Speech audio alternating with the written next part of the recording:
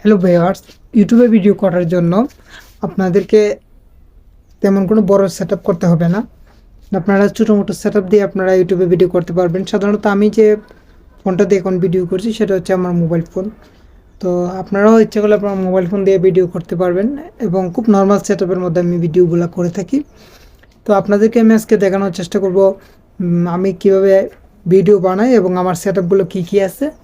তো চলুন আমি আপনাদেরকে দেখিয়ে দিচ্ছি।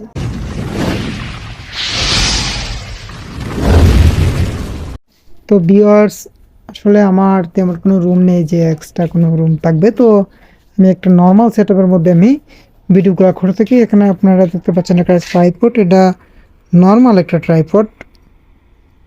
তো এই স্ট্যান্ডের মাধ্যমে আমি ভিডিওগুলো করে থাকি।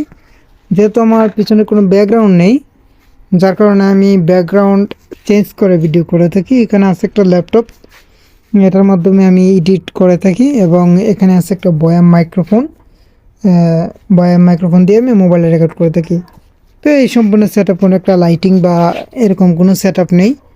তো আপনারা দেখতে পাচ্ছেন এইভাবে আমি যে কোনো জায়গায় এই স্ট্যান্ড নিয়ে আমি ভিডিওটা করে থাকি। যেহেতু দিনের বেলা আমার ভিডিও শ্যুট করা লাগে, আমি রাতে ভিডিও শ্যুট করতে পারি না, লাইটের প্রবলেম হয়।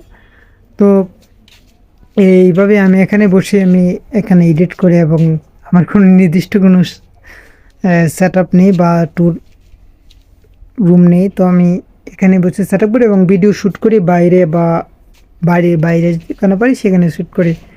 তো আপনারা দেখতে পাচ্ছেন নর্মাল সেট আপ। তো যারা অজুহাত দেন যে ইউটিউবে ভিডিও বানাতে হলে অনেক কিছুর সেট আপের প্রয়োজন হয়, আমি মনে করি যে আপনাদের তেমন কিছু প্রয়োজন নেই। আপনারা এভাবে নর্মাল সেট আপের মধ্যে আপনি ভিডিও বানিয়ে যান, আস্তে আস্তে আপনার সব হবে। তো আশা করি সবার কাছে ভিডিওটা ভালো লাগছে এবং ভিডিওটা যদি ভালো লাগে অবশ্যই আমার চ্যানেলটা লাইক এবং সাবস্ক্রাইব করে দিন। সবাইকে ধন্যবাদ।